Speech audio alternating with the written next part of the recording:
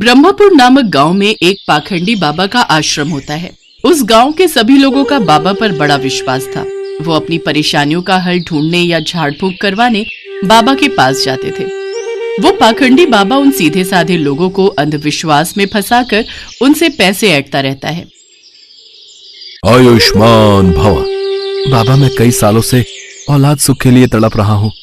मेरी शादी को 10 साल हो गए, लेकिन अभी तक मेरे घर बच्चे के किलकारियों से वंचित है। कृपा करके हमें कोई ऐसा रास्ता दिखाएं कि मेरी बीवी की सूनी गोद जल्द ही भर जाए। इसके लिए तुझे बकरी की बलि देनी होगी। बोल, तू तैयार है? लेकिन बलि देना तो पाप है ना बाबा। मूर्ख, अब तू तय करेगा कि क्या सही है और क्या गलत। इन्हें माफ कर दीजिएगा बाबा जी, इनसे भूल हो गई। हम बच्चे के लिए कुछ भी करेंगे, बलि भी देंगे। तो ठीक है, कल आश्रम में बलि चढ़ाने का महायज्ञ है। कल बकरी लेकर आ जाना। कल ही हम उसकी बलि देंगे और तुम्हें सारे कष्टों से छुटकारा मिल जाएगा। सुनो शिष्य, कल के महायज्ञ में बलि चढ़ाने के लिए एक बकरी का इंतजाम किया जाए। जो आज्ञा बाबा जी, हम अभी जाकर बकरी का इंतजाम करते हैं। लेकिन अगर आप बुरा न माने तो मैं क्या आपसे कुछ पूछ सकता हूँ बाबा जी? पूछो वत्स, क्या पूछना है? अपनी मनोकामना पूर्ण करने के लिए बकरी की बलि देने वाली बात मुझे कुछ समझ नहीं आई। क्या किसी की बलि देना जरूरी है? बलि देने से भगवान प्रसन्न होते हैं और हमारी सारी मनोकामना पूर्ण होती है। माफ करना बाबा जी, लेकिन आपकी इस बात से मैं सहमत नहीं हूँ। समस्त सृष्टि के जन्मदाता और मृत्युदाता तो ईश्वर हैं। फिर अबोध प्राणी की बलि लेकर आखिर वो कैसे प्रसन्न हो सकते हैं? और किसी की जान लेना तो पाप ही होता है ना बाबा जी। और किसी की जान लेकर कोई भी कामना पूर्ण नहीं होती। खामोश, तुम दोनों ये क्या अनाप शनाप बक रहे हो? मेरे आश्रम में तुम दोनों को मेरे जैसा महात्मा बनना है या नहीं? बनना है बाबा जी, बनना है। तो फिर जो मैं कहूं उसका पालन करो। अब जाओ और बलि के लिए बकरी लेकर आओ। जी बाबा जी, जैसी आपकी आज्ञा। इसके बाद वो दोनों बलि के लिए बकरी खरीदने निकल पड़ते हैं। रास्ते में चलते चलते वो दोनों शिष्य आपस में बात करते हैं। रामू, बलि देने के लिए बकरी का इंतजाम करके हम दोनों कहीं किसी पाप के भागीदारी तो नहीं बनने जा रहे? श्यामू, मुझे भी यही लग रहा है। अपनी मनोकामना पूर्ण करने के लिए किसी निर्जीव की बलि देना ठीक बात नहीं है। तुम बिल्कुल ठीक कह रहे हो रामू, लेकिन हम कर भी क्या सकते हैं? बाबा जी से सिद्धि प्राप्त करने के लिए हमें अपना मुंह बंद रखना होगा। हाँ, और वो जो कहें उनकी बात को मानना होगा। कुछ ही देर बाद वो दोनों शिष्य बात करते हुए देनदार के घर पहुंच जाते हैं। उस घर के बाहर कुछ बकरियां बंधी हुई होती हैं। उन दोनों शिष्यों को आता देख काली और गोरी बकरी आपस में बात करने लगती हैं। देखो झुमरी, वहां देख, हमें खरीदने कौन आ रहा है? हमें नहीं, सिर्फ मुझे। ये साधु मुझे खरीदने आ रहे हैं क्योंकि मैं तुझसे ज्यादा सुंदर भी हूँ और तंदुरुस्त भी। वो सब तो ठीक है, लेकिन ये दोनों साधु तुम्हें खरीद के करेंगे क्या? वो मुझे अपने आश्रम में ले जाकर मेरी खूब सेवा पानी करेंगे। हर रोज मुझे ताजा ताजा हरा हरा चारा खिलाएंगे, मेरे साथ खेलेंगे, मेरा ध्यान रखेंगे और फिर मैं भी इन्हें ढेर सारा ताजा ताजा दूध दूंगी। अरे वाह, फिर तो बड़ी ही किस्मत वाली बकरी होगी वो, जिसे ये साधु बाबा अपने साथ ले जाएंगे। हाँ, और वो खुशकिस्मत बकरी मैं ही हूँ। देख लेना तुम, वो मुझे ही अपने साथ लेकर जाएंगे। हाँ। उन दोनों बकरियों को तो यही लग रहा था कि ये दोनों साधु बाबा है और उन्हें खरीद कर आश्रम में ही ले जाएगा, मगर वो इस बात से बिल्कुल अनजान थी कि ये पाखंडी बाबा के 2 शिष्य थे और वो तो बकरी बलि देने के लिए लेकर जाने वाले हैं। फिर वो दोनों शिष्य देनदार लखन से मिलते हैं। बाबा जी की जय। पाए लागू महाराज। कहिए महाराज, आज यहाँ कैसे आना हुआ?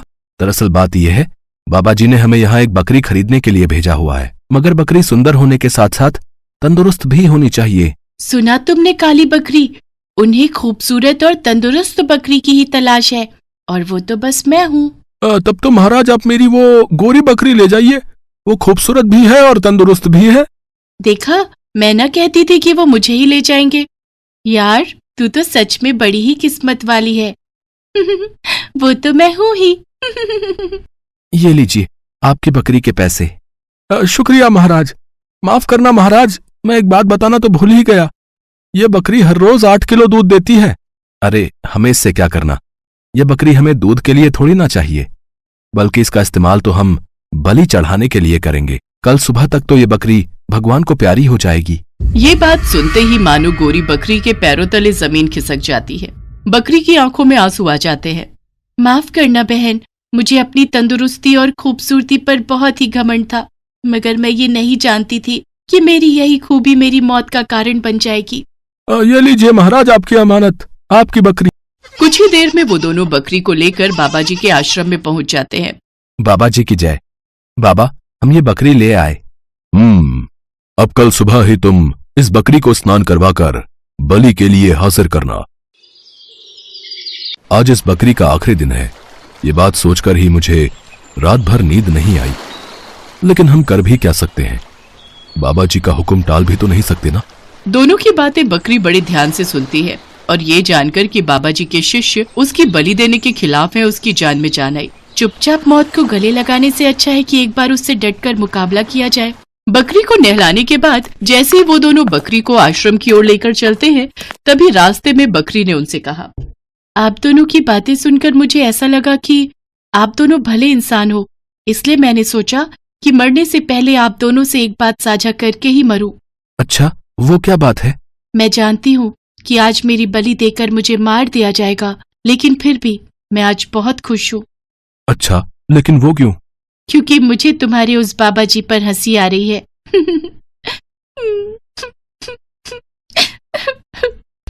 बकरी को पहले हंसता और फिर रोते हुए देखकर दोनों को आश्चर्य हुआ। तभी पहले शिष्य ने बकरी से पूछा, सुनो बकरी, आज तुम्हें मार दिया जाएगा, ये जानते हुए भी तुम पहले हंसने लगी और फिर अचानक ही तुम रोने लगी। ये बात हमें कुछ समझ नहीं आई। बताओ तो, तुमने आखिर ऐसा क्यों किया? ये एक राज की बात है और मेरी मौत के बाद तुम्हें इस बात का पता चल जाएगा। बाबा जी, आज एक अजीब घटना घटी। कैसी घटना? ये बकरी आज आप पर जोर जोर से पहले तो हंसने लगी, इसकी इतनी जुर्रत, ये मुझ पर हंसी, फिर जोर जोर से रोने लगी। रोने लगी? और जब हमने उससे इसके बारे में पूछा तो उसने कहा कि ये एक राज की बात है। राज की बात? कैसी राज की बात? वो तो इसने नहीं बताया बाबा जी। ए बकरी, जल्दी से बता, वो कौन सी राज की बात है? आपको मेरी बलि देनी है तो शौक से दीजिए। ए बकरी, हंस क्यों रही है? जल्दी बता। सच्चाई सुन पाओगे बाबा। मौत मेरे सामने खड़ी है, लेकिन फिर भी मैं हंस रही हूँ। इसकी सबसे बड़ी वजह है मेरी बलि। जैसे ही तुम मेरी बलि दोगे तो मैं श्राप से मुक्त हो जाऊंगी। कैसा श्राप? और रो किस लिए रही थी? पिछले जन्म में मैंने एक बकरी की बलि चढ़ाई थी। तब भगवान ने मुझसे नाराज होकर मुझे बकरी बनने की सजा दी थी। अब आप मेरी बलि दोगे तो आप श्रापित हो जाओगे। फिर अगले जन्म में मैं इंसान बन जाऊंगी और आप बकरी बन जाओगे। इसी वजह से मैं ये बात सोच सोचकर हंस रही हूँ। बकरी की बात सुनकर बाबा उसकी बातों में आ गया। उसे अपने अगले जन्म की चिंता सताने लगी। फिर बाबा ने कसम खाई कि वो कभी भी बकरी की बलि नहीं चढ़ाएगा। शिष्यों, आज से हमारे आश्रम में किसी भी तरह की बलि नहीं दी जाएगी। आज से ये बकरी हमारी प्रिय बकरी होगी। उसको साफ सुथरी जगह पर रखा जाए। हर रोज इसको ताजा ताजा चारा खिलाया जाए। इसको बाहर घुमाने लेकर जाओ और इसकी खूब सेवा पानी करो। ये अब मैं रोज ताजा ताजा दूध दूंगी। इस तरह उस चतुर बकरी ने मुश्किल समय में किस तरह अपनी अक्ल का इस्तेमाल करके अपनी जान बचाई और समाज को ये आदेश दिया कि मुश्किल घड़ी में हमें घबराना नहीं चाहिए। अपने साहस और चतुराई से हर मुश्किल का सामना डटकर करना चाहिए।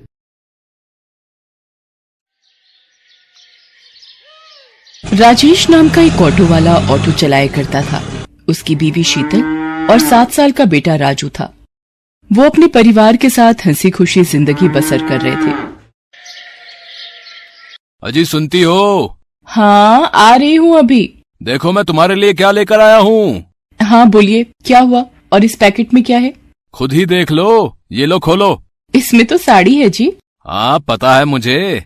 ये साड़ी किसके लिए है? अरे मेरी प्यारी बीवी, ये तुम्हें दी है तो तुम्हारी हुई ना। ये तो बहुत प्यारी है, पर इसकी क्या जरूरत थी? इतना तो हम पैसा बचा भी नहीं पाते। और ये फालतू के खर्चे क्यों किए आपने? अरे पगली, मैं वैसे भी तुझे कहाँ कुछ दे पाता हूँ। एक साड़ी ही तो है। तू कभी कुछ नहीं मांगती मुझसे। आज थोड़ा धंधे में मुनाफा हुआ तो सोचा आज तेरे लिए एक साड़ी ले चलता हूँ। बहुत दिन से तुझे कुछ दिया ही नहीं। मैं जानती हूँ हालातों को, तभी तो आपसे कुछ नहीं मांगती।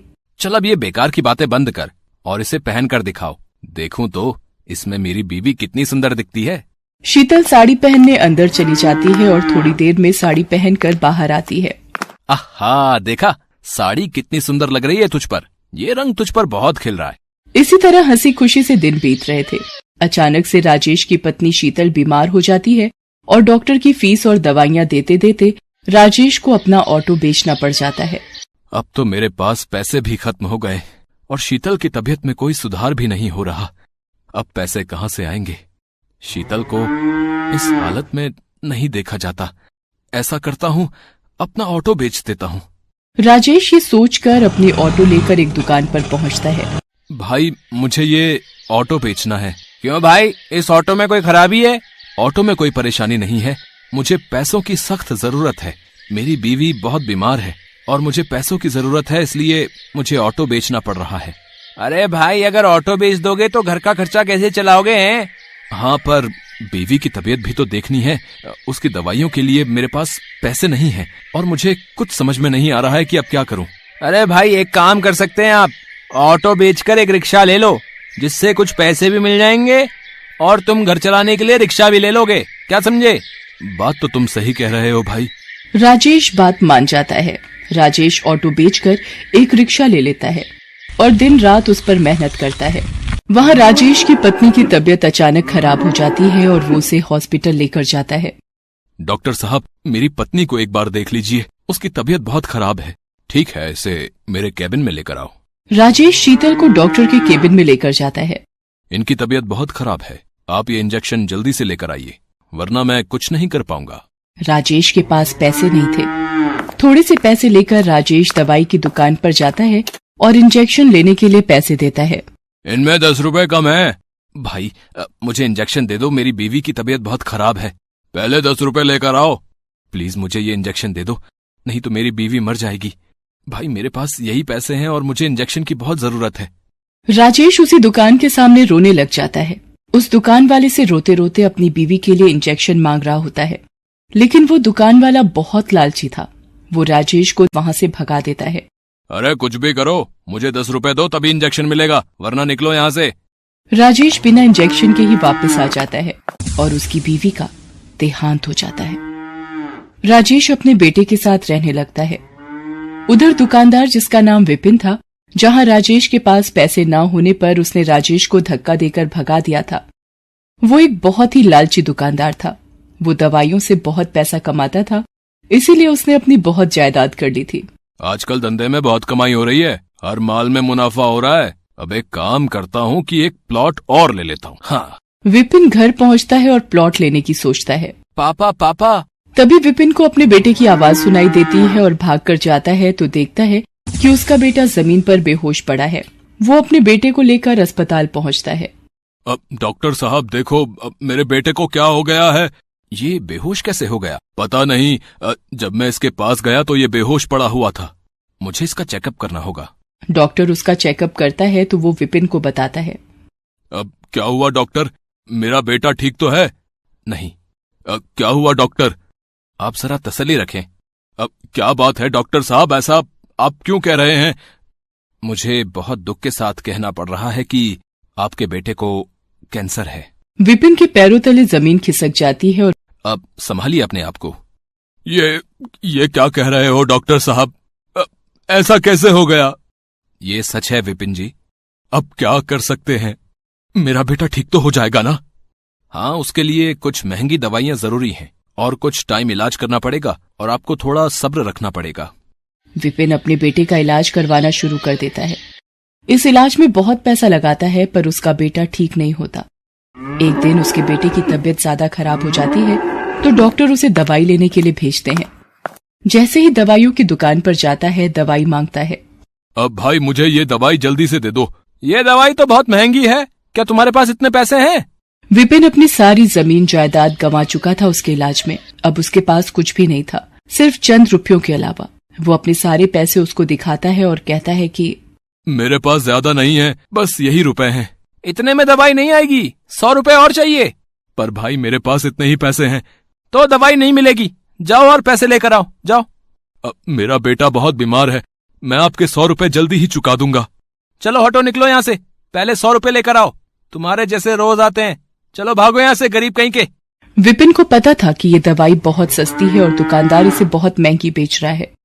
विपिन उस दुकान वाले से रो रो कर दवाई मांगने लगता है और तभी उसको वो दिन याद आता है जब उसने भी किसी जरूरतमंद को सिर्फ 10 रुपए के लिए दवाई नहीं दी थी।